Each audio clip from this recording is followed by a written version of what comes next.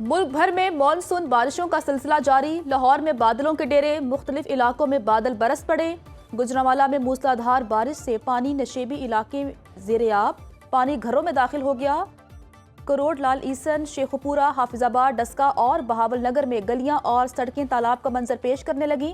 ننکانہ صاحب، مری، چنیوٹ، علی پور چٹھا، قلعہ دیدار سنگھ میں بھی برسات۔ راجن پور کے سیم نالے میں شگاف سے کئی بستیوں میں پانی داخل۔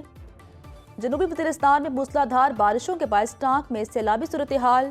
جوہی میں کیرتھر پہاڑی سلسلوں پر بارش کے بعد ندی نالوں میں طغیانی۔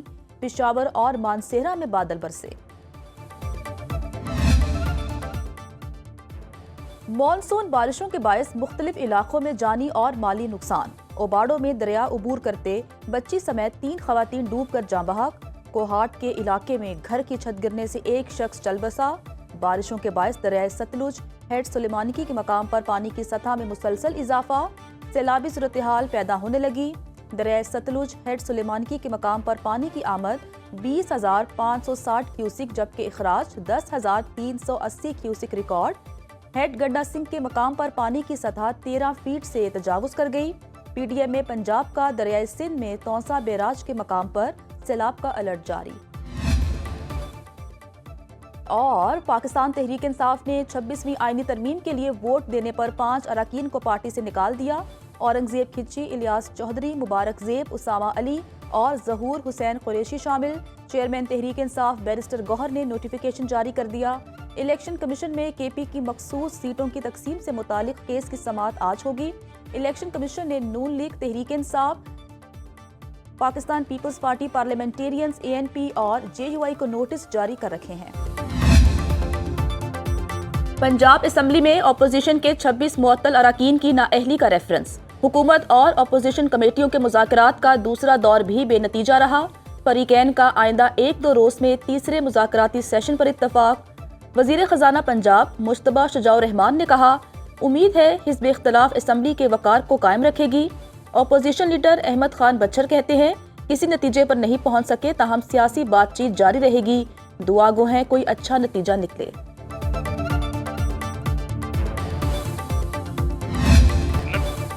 پی ٹی آئی مذاکرات اور احتجاج دونوں کے لیے تیار۔ علی امین گنڈاپور کی 90 دن میں آر یا پار کی للکار، فیصلہ سازوں سے مذاکرات کی بھی پکار۔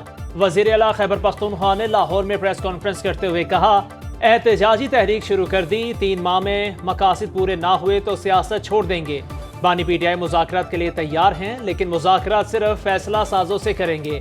5 اگست ہماری ڈیڈ لائن نہیں، تب احتجاجی تحریک عروج پر ہوگی۔ لاہور میں 1 دن قیام کے بعد علی امین گنڈاپور ارکان اسمبلی کے ساتھ پشاور واپس چلے گئے۔ تحریک انصاف مذاکرات چاہتی ہے تو رویہ بدلے، تشدد کی طرف جائیں گے تو قانون اپنا راستہ لے گا۔ رانا ثناء اللہ کہتے ہیں، تحریک انصاف پرامن رہی تو لاہور میں جلسے کی اجازت ملے گی۔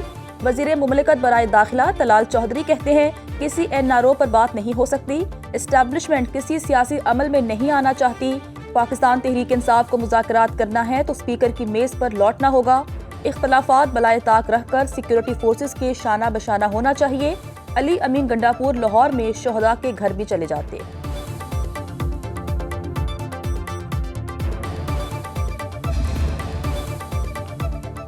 Khyber Pakhtunkhwa cities improvement project میں مبینہ طور پر 32 ارب روپے کی بے ضابطگیوں کا انکشاف۔ ارکان صوبائی اسمبلی نے تحقیقات کے لیے چیئرمین پبلک اکاؤنٹس کمیٹی کو خط لکھ دیا۔ دستاویز کے مطابق غیر رجسٹرڈ کمپنی کو بولی میں شامل کر کے غیر معمولی فائدہ پہنچایا گیا۔ پروجیکٹ کے تحت پشاور، ایبٹ آباد، کوہاٹ، مردان اور مینگورہ میں شہری انفراسٹرکچر اور میونسپل خدمات کو بہتر بنانا ہے۔ زمینی سطح پر بہت کم ترقی کے باوجود 32 ارب روپے جاری کر دیے گئے۔ اسپیکر خیبر پختونخوا اسمبلی نے پبلک اکاؤنٹس کمیٹی کا اجلاس جمعرات کو طلب کر لیا۔